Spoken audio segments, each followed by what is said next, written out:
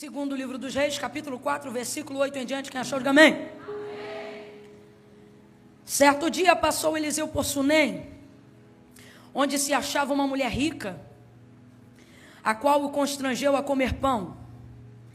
Daí, todas as vezes que passava por lá, entrava para comer. Ela disse a seu marido certo dia: vejo que este que sempre passa por nós é santo homem de Deus. Vejo que este que sempre passa por nós é o que, gente? Façamos-lhe em cima um pequeno quarto, obra de pedreiro, e ponhamos-lhes nele uma cama, uma mesa, uma cadeira e um candeeiro. E quando ele vier à nossa casa, se retirará para ali. Um dia, vindo ele para ali, retirou-se para o quarto e se deitou. Então disse ao seu moço Geazi: chama a sunamita. Chamando a ele, ela se pôs diante do profeta. E este dissera ao seu moço: diga-lhe assim, tu tens nos tratado com tanto zelo, tanta abnegação, que se há de fazer por ti? Haverá alguma coisa que se fale em favor de ti ao rei ou ao comandante do exército? E ela respondeu: habito no meio do meu povo. Então disse o profeta: que se há de fazer por ela? E Geazi respondeu: ora, ela não tem filho, e o seu marido é avançado em idade. Disse Eliseu: chama ela. E chamando-a ela, ela se pôs à porta e disse-lhe o profeta: por este tempo, daqui a 1 ano, abraçarás a um filho. E ela disse: não, meu senhor, homem de Deus, não mintas a tua serva. Porém a mulher concebeu, deu à luz a um filho, no tempo determinado, no ano seguinte, como Eliseu lhe dissera. E você diz? Amém. Senta dando glória a Deus aí.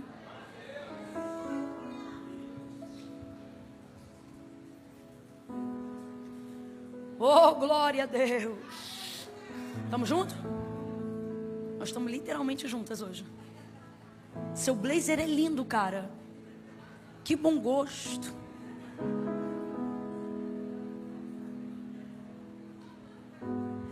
Entendeu agora, né? Tu é devagar. Aleluia. Oh, glória. Ainda tem uma ainda bem que eu vim aí, Jesus? Irmãos, eu havia separado uma palavra que estava em Gênesis. E estava pedindo de Deus confirmação. E o Senhor confirmou a palavra que Ele queria, não a que eu escolhi. E por isso, 2 Reis, capítulo de número 4. Se for da vontade do Senhor, amanhã, à noite, permitindo Deus e eu tendo a oportunidade de ministrar novamente, eu vou dar continuidade ao mesmo texto. Ao mesmo texto. Então, se hoje Deus falar com você alguma coisa dentro desse texto, não encerre a conversa com Deus pela metade. Venha amanhã à noite e ouça o restante. Você que pode. Se não, saiba que hoje certamente Deus já tem uma palavra diretiva para você naquilo que vai ser dito. Mas o Senhor aqueceu demais o meu coração aqui nesse contexto, para que hoje nós entendêssemos a necessidade de que o tempo requer santidade da nossa vida. Essa mulher aqui, ela é uma mulher muito cooperadora. O texto diz que ela era uma mulher rica, mas também diz que ela era generosa. E necessariamente essas palavras não andam sempre juntas, porque uma coisa é ser rica e outra coisa é ser generosa. Nem todo mundo que é rico é generoso, e nem todo mundo que é generoso, pelo contrário. As ofertas mais significativas que eu já recebi da minha vida não foi de gente que me deu do que sobrava, mas de gente que repartiu o que tinha, para que eu tivesse também. Então, isso é generosidade. Mas no caso dela, ela é uma privilegiada, porque ela é as duas coisas. Ela pode ser generosa com vontade, porque ela é rica com vontade. Ai, gente, isso aqui é salvação, é glória pura. E ela é assim, uma mulher generosa, e ela cuida das pessoas ali da região, e ela atende demandas sociais. Estou falando na nossa linguagem para a gente entender. Ela tem empatia, ela se importa com o próximo. E dentro de um contexto cultural, só para eu ter certeza que você está me acompanhando, dentro de um contexto cultural, essa mulher foi treinada na cultura de Israel. Qual é a cultura? Aquela que o autor da carta aos Hebreus vai revelar lá na frente, quando ele diz que Israel recebia em casa até anjos, por causa da cultura da hospitalidade. Cultura essa que Deus já havia instruído, desde que eles ainda eram o povo hebreu saindo da terra do Egito, para que este povo fosse caridoso com o estrangeiro, fosse empático com o órfão, com a viúva, com o necessitado, e pudesse dar subsídio, cobertura. Então, havia em Israel essa cultura da boa fé, da boa índole, da recepção, de ser um bom anfitrião, um excelente hospitaleiro. E essa mulher vive isso na íntegra, na máxima dela. Ocorre então que Eliseu sempre vai passar por aquelas terras de Sunem. Como é que a gente sabe disso? Porque antes dessa mulher ter o filho, ele já passava por lá. Mais de 10 anos depois dela ter tido o filho, ele continuou passando por lá. E por que ele passava por lá? Porque havia um trajeto geográfico, naquele entorno de 25 quilômetros, para poder chegar no Carmelo. Eu não sei necessariamente aonde ele estava, mas normalmente quando ele passava por Sunem, a gente sabia exatamente para onde ele ia. E para onde ele ia? Para o Monte Carmelo. Provavelmente para prevalecer com o mesmo testemunho, a mesma rotina devocional que o seu mentor Elias tinha, que era de orar no monte. E ele orava com a cabeça entre os joelhos. O texto vai dizer isso para a gente um pouco mais à frente. Então é um costume que ele tem. Ela, vendo que ele sempre está passando por lá, hospitaleira como é, vai constrangê-lo a fazer uma refeição dentro da sua casa. Quando você lê pão nessa versão aqui, não significa necessariamente que ela colocou ele dentro de casa para dar um pão. Pão é o termo genérico no Antigo Testamento utilizado para falar de uma refeição. Então ela constrange positivamente. O que é constranger positivamente, Camila? Existe isso? Existe. A minha avó, ela dizia, quem quer dar, não oferece, entrega. Alguém aqui já ouviu essa expressão? A gente era muito pobre, então se você chegasse lá em casa, a minha avó ensinava a gente que, se você fosse a nossa visita, que a gente não te oferecesse nada, que a gente pusesse as coisas na mesa. E aí, se você quiser, você comia. E se você não quisesse, problema é teu, você nunca ia poder dizer que a gente não deu. Na cabeça da minha avó, era exatamente assim. Então, se a minha avó percebesse que a gente estava oferecendo alguma coisa para alguém, ô fulano, tem isso aqui, você quer? Rapaz, ela brigava com a gente na hora, ela dizia, quem quer dar não oferece, entrega. E essa sunamita parece que conheceu minha avó Denira. Ela é muito nessa pegada. Ela não oferece. Por quê? Quando você está decidido a entregar, se a entrega é uma decisão sua, você precisa retirar do outro as opções que ele tem de rejeitar o que você quer entregar.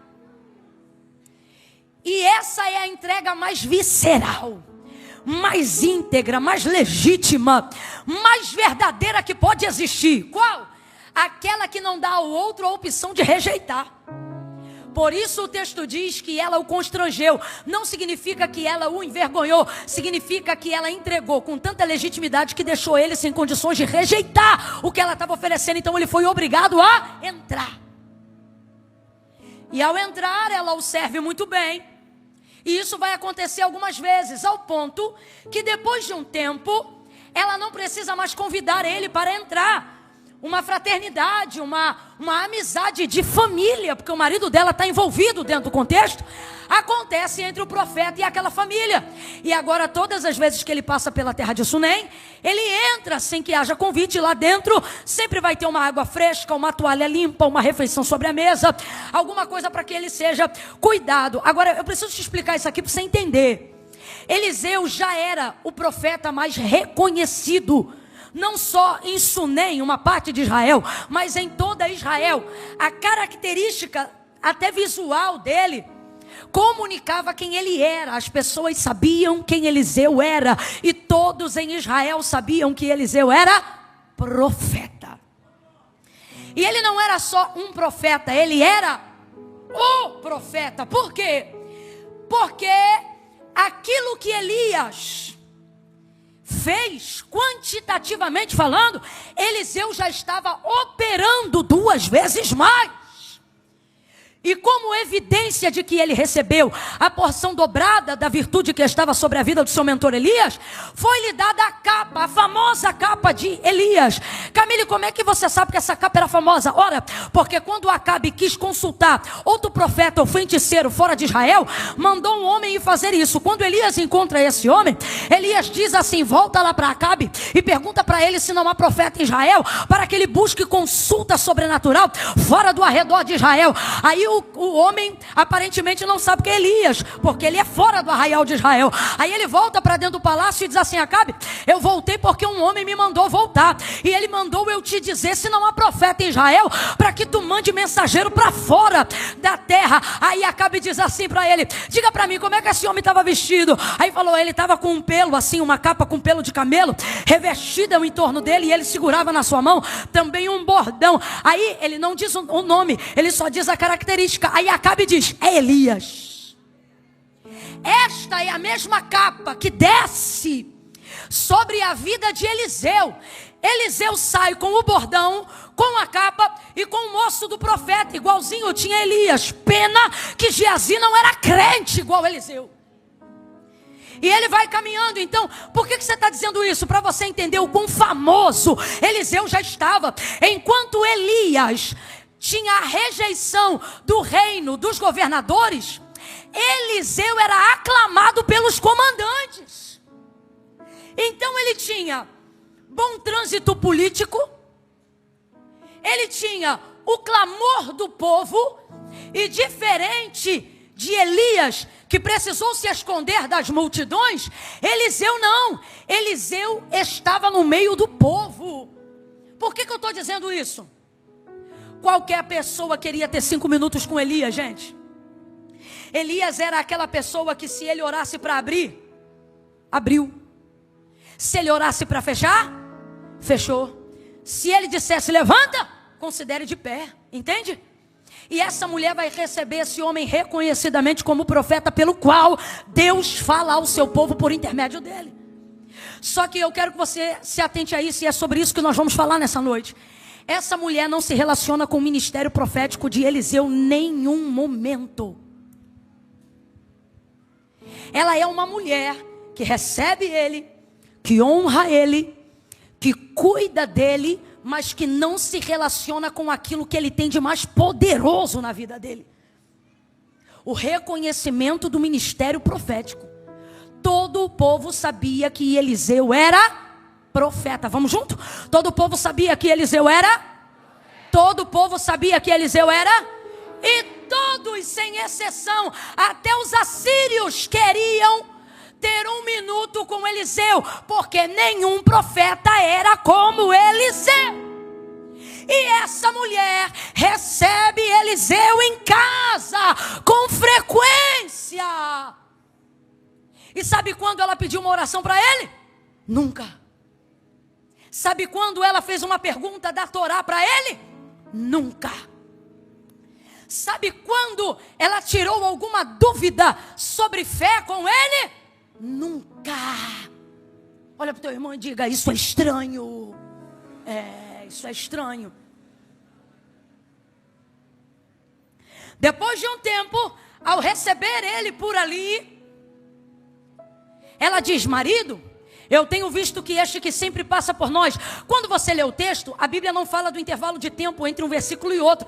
E aí você fica achando que este sempre passa por nós é vendo ele na rua. Não é. Este sempre passa por nós é este que já convive há um tempo aqui. Este que já jantamos juntos, almoçamos juntos, já ficamos juntos um tempo com ele. Marido, eu tenho visto que este que sempre está aqui conosco é um santo homem de Deus. Ela não se relaciona com o ministério profético de Eliseu, mas ela reconhece o caráter de Eliseu. E nisso aqui fica nítido que maior peso há do testemunho, do caráter do que do dom. E aí ela diz: marido, eu tenho visto que este que sempre passa por nós é um santo homem de Deus. Marido, ele é santo. Bora junto, igreja. Ele é? Ele é. Ela não se relaciona com o sobrenatural. Mas assim como ela não deu a ele opções de rejeitar, porque ela entregou o que queria entregar, assim é o testemunho do caráter. Você não consegue ocultar. Ele vai aparecer naturalmente, instintivamente, despretensiosamente. Caráter grita. Marido, ele é um santo homem de Deus. Vamos fazer um quarto para ele, junto aqui ao muro, aqui em cima. Agora, o texto diz que ela era rica. Quem ainda está comigo, diga amém. Se essa mulher era rica e ele já estava acostumado a passar por lá, diga para mim, haviam outros quartos na casa dessa mulher, sim ou não? Quartos para hospedar pessoas, sim ou não? Ela era uma mulher do povo, gente, vamos lá, tinha quarto de hóspede, sim ou não? E eu tenho para mim que não era só um ou dois que tinha não, porque pobre se melhora um pouquinho, a gente já faz um quarto de hóspede. No Brasil, quem melhora um pouquinho já faz um puxadinho, uma kitnet, um quartinho. Você imagina uma mulher rica? Uma das coisas que faz o rico ter patrimônio de rico é a quantidade de quartos que ele tem na casa dele. Eu estava em uma região aqui de Boston agora que eu não me lembro o nome, e o pastor que trabalha como empreiteiro de algumas regiões aqui, construiu uma das casas mais caras que existem aqui na América, e uma das características da casa é que ela possuía 29 quartos. Meu irmão, 29 quartos. Então me parece até que é um critério da riqueza, né? Então, o texto diz que essa mulher era rica, então tinha quartos de hóspede sobrando na casa dela. E Eliseu certamente já deve ter ficado em um ou dois. Mas isso antes do testemunho do caráter dele gritar. Porque depois que ela afere, depois que ela mede e testemunha que ele é um homem santo, ela não se sente mais à vontade em hospedar ele onde os outros se hospedam. Ela não se sente mais à vontade em acolher ele onde outros também são acolhidos. Ela não se sente mais à vontade de só trocar o lençol, mas manter o homem de Deus no mesmo quarto.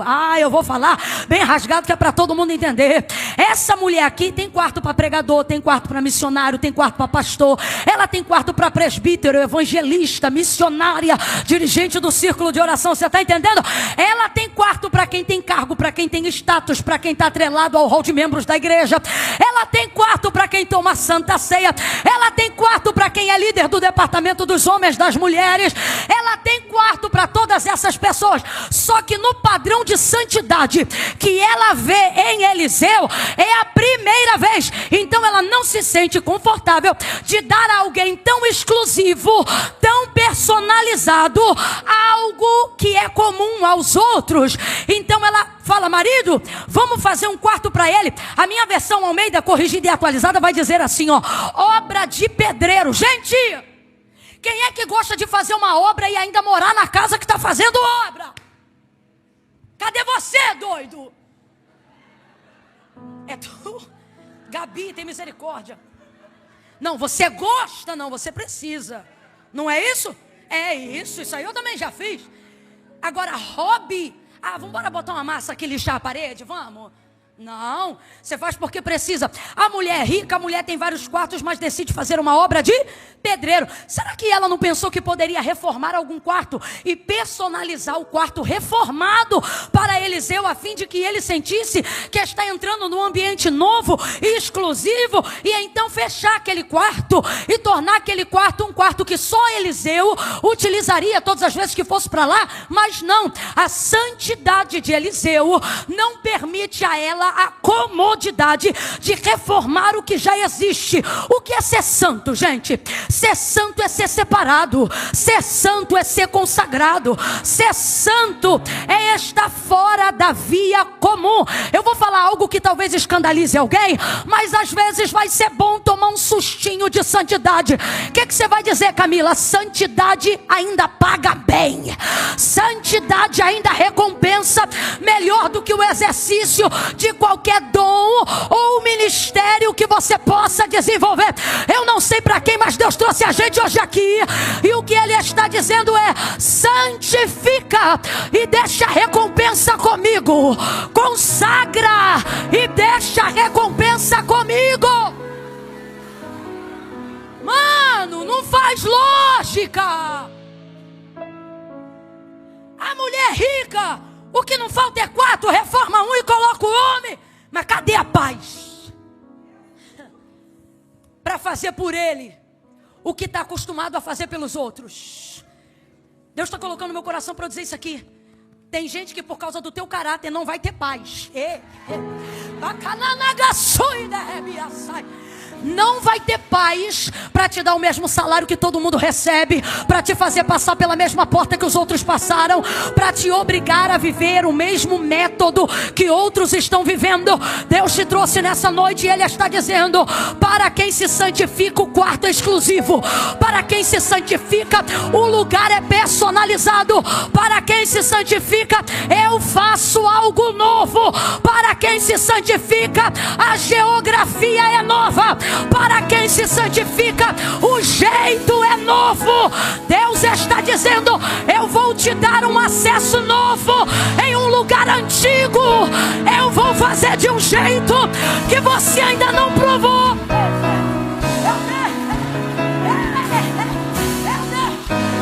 Seja profeta, bota a mão no ombro de alguém e diga: vem um quarto, vem um quarto no pavimento superior. Deus vai te colocar num lugar alto, num lugar estável, num lugar de segurança, com caráter, com caráter, com caráter e com santidade. O caráter e a santidade serão suficientes. Não vai precisar aceitar suborno. Não vai precisar fingir que está casado com quem não está casado. Não vai precisar. Não vai precisar mentir no documento. Não vai precisar dar um jeitinho. Deus está dizendo: eu vou criar um caminho. Se é santo que eu crio um caminho, se é santo que eu crio um meio. Aleluia. Aleluia!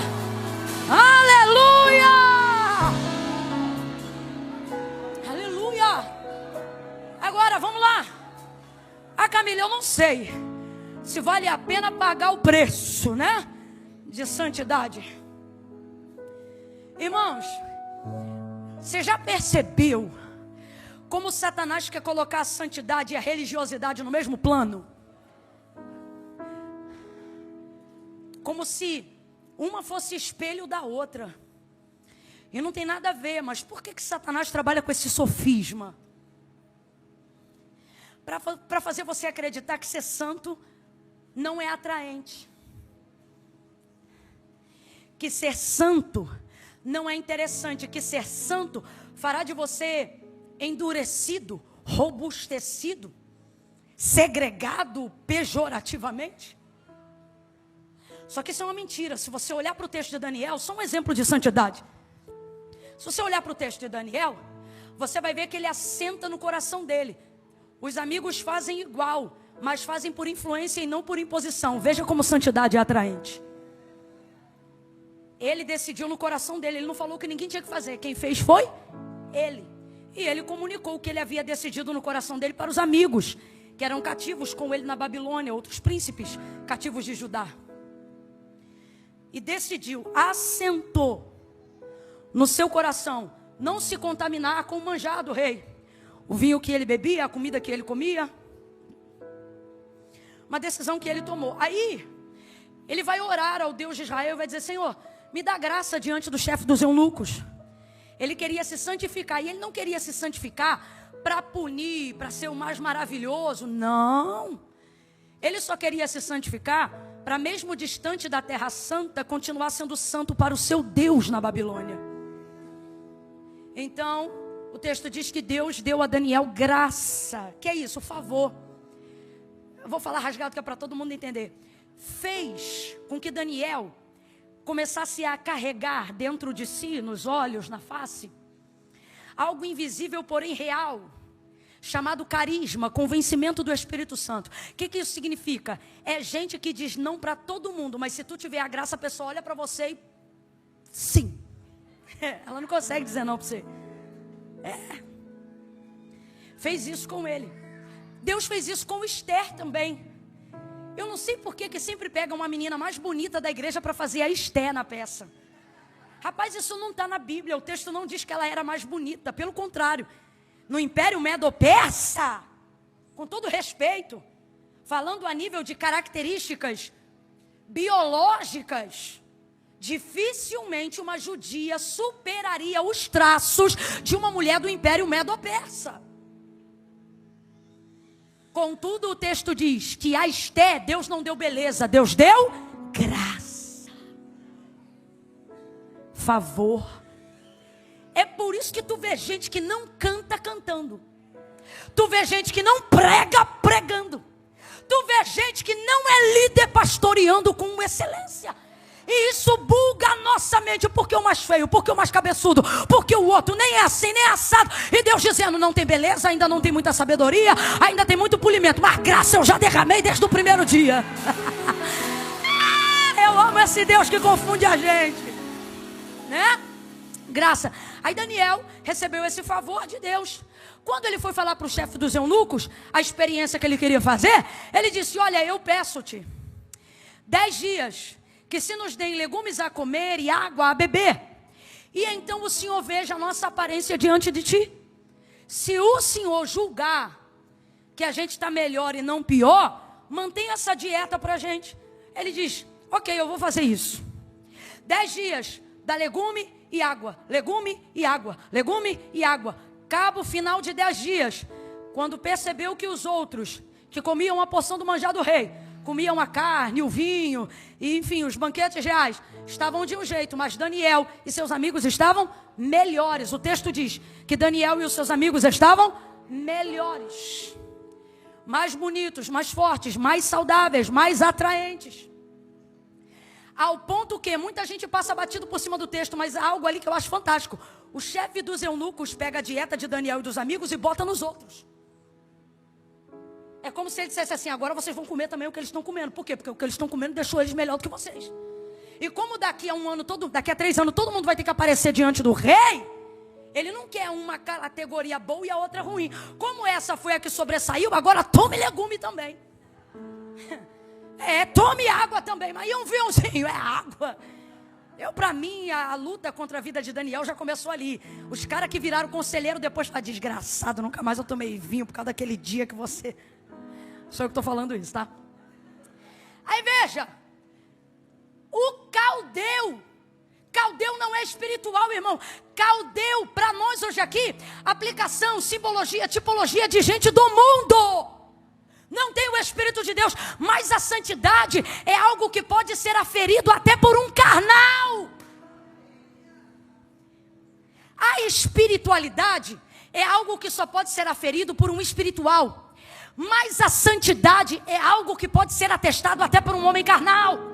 Até por um homem natural, você vai encontrar ao longo da sua jornada, se você for um santo homem de Deus, se você for uma santa mulher de Deus, gente que não vai saber o porquê você é assim, mas vai te respeitar. É gente que normalmente diz assim: eu não sei porque eu me arrepio quando estou perto de você, eu não sei porquê, quando eu estou perto de você eu não consigo xingar palavrão, eu não sei porquê, mas quando, olha, não mexe com fulano não, eu não sei o que fulano tem, mas fulano é diferente. Até o carnal, o caldeu vai atestar a santidade, a performance melhorada de Daniel e dos amigos dele. E ali a gente começa a ver um padrão de santidade sendo desenvolvido na vida de Daniel. E isso não deixou ele mal. Isso não só deixou ele bem, como deixou bem os seus amigos, como se tornou influência para os outros que estavam ao redor dele. Mas o que Satanás quer fazer com a igreja?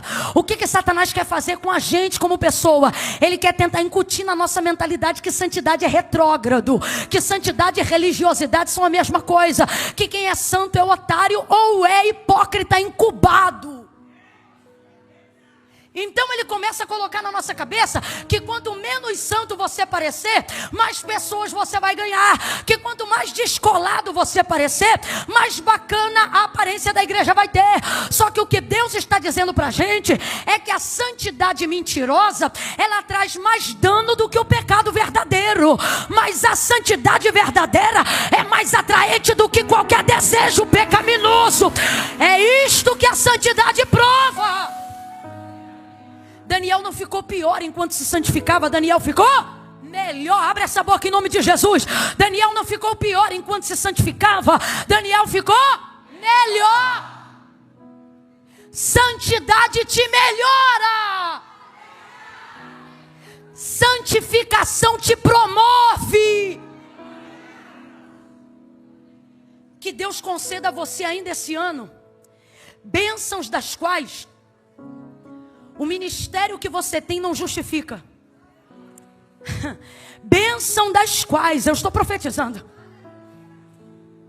o dom que você tem não justifica.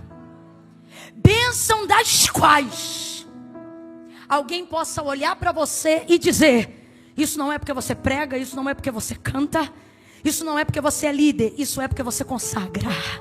Isso é porque você se separa.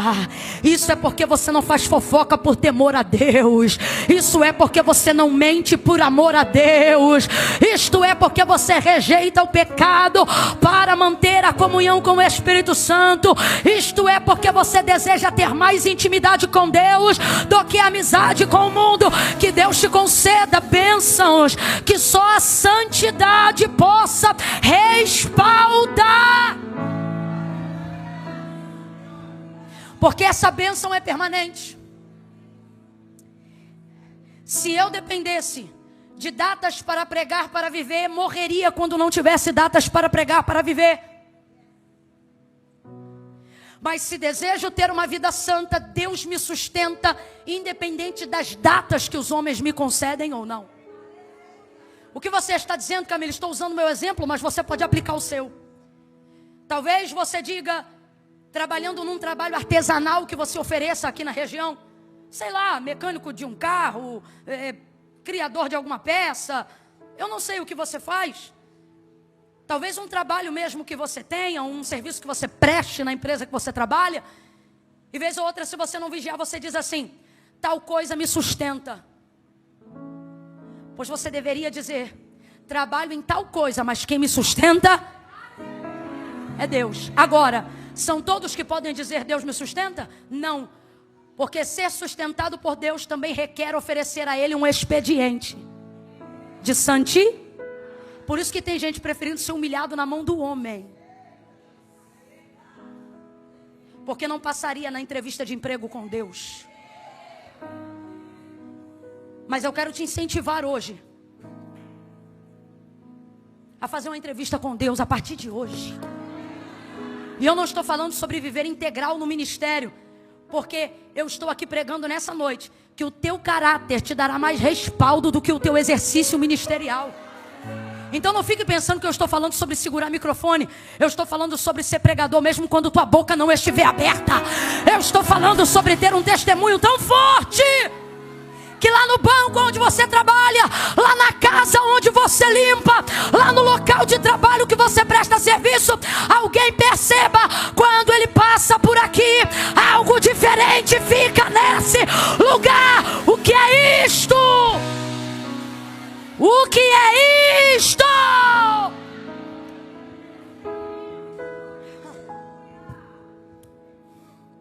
Haverá cura para essa região. Eu vou falar de novo e daqui a pouco você vai glorificar dobrado quando entender o que eu quero dizer. Haverá cura para esta região. Ela constrói então, ela se envolve numa obra por causa dele, meu irmão. Ela se envolve num incômodo por causa dele, mas o texto revela porque ela era abnegada. Ela não está preocupada com o incômodo que ela vai ter, ela está preocupada com o benefício que ele terá. Eu vou profetizar. Quando você decidir viver uma vida santa, Deus vai colocar no teu caminho gente que não vai se preocupar com o incômodo que a tua vida vai trazer. Gente que vai se ocupar em se abnegar para promover a plataforma que você precisa. Para abrir... Eu estou sentindo graça de Deus. Você ora há tantos anos pedindo uma equipe, ora há tantos anos pedindo um time, ora há tantos anos pedindo funcionário. Você ora há tantos anos pedindo do teu lado gente de confiança. Você diz: Deus, eu tenho projetos grandes, mas eu preciso de pessoas grandes do meu lado. Deus está dizendo: haverá um tempo de tsunamita para a tua vida. Eu vou colocar gente abnegada no teu caminho, gente que não vai querer sugar teu ministério, gente que vai te dar plataforma para exercer aquilo que Deus colocou sobre você. Ela entra numa obra, completa aí para mim por favor. Ela entra numa obra, vai encher a casa de poeira, de pau, para poder fornecer para ele a independência, a liberdade que ele precisa para ter o descanso que ela imagina que é ideal na casa dela para ele. Ela quer dar a ele independência. Eu declaro, irmãos, que para aqueles que decidirem consagrar ao Senhor, Deus vai botar no teu caminho gente que não vai te usar, gente que vai te dar liberdade para ser usado por Deus. Aí ela constrói um quarto e talvez você lê o texto comigo e diga: Camila, a mim não parece interessante porque o texto diz que o quarto era pequeno. Só que não é sobre o quarto ser pequeno, é sobre a posição privilegiada do quarto. O texto sugere que a arquitetura da casa é linear e só um quarto está em cima. É o de quem? É o de quem?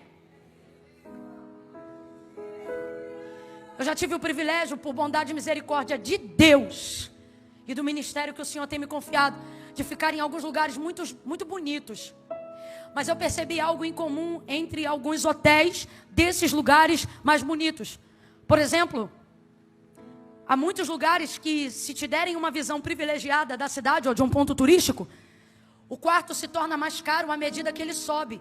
Agora, eu fiquei assustada porque às vezes o do primeiro andar é exatamente o mesmo tamanho do superior.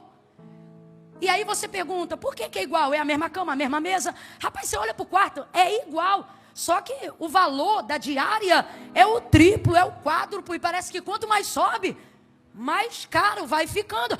E aí certa feita eu perguntei para a recepcionista, eu ainda muito simples, não entendia, e ela disse que o quarto não era cobrado o valor mais caro pelo tamanho, mas pela posição. Porque a vista, e nunca mais eu vou esquecer esse termo, porque a vista é privilégio. Marido, façamos um quarto em cima, junto ao muro da nossa casa. Deus está dizendo: aquele que consagra não fica na linha comum horizontal. Rapaz, você está entendendo que ela está pegando o subsídio dela, as posses dela. Você está entendendo que ela está pegando o investimento dela e criando uma plataforma para ele subir. Ela está criando um jeito para ele ir para uma posição privilegiada. Rapaz, se isso não é honra, eu não sei mais o que é. Ela poderia, na perspectiva de honrá-lo moderadamente, pensar assim: a gente reforma a nossa suíte e a gente faz o nosso quarto uma suíte nova. Mas não, ele é santo. Para ele tem que ser novo, tem que ser personalizado. E eu quero honrar o caráter santo dele, porque homem como ele eu não vi é o que comunica. Então ela vai usar o que ela tem para promover uma plataforma para ele subir. Igreja, não duvide. Assim diz o Senhor: se vocês se santificarem hoje, como o Senhor fez a Josué para a tomada da terra, amanhã eu farei maravilhas no meio de vós. Deus há de levantar gente para investir. Pastor Christian pode se apropriar dessa palavra, porque Deus está dizendo: se tu te santificar, eu vou trazer gente que vai investir para a Devec Boston subir, para o reino de Deus subir, para o nome de Deus subir.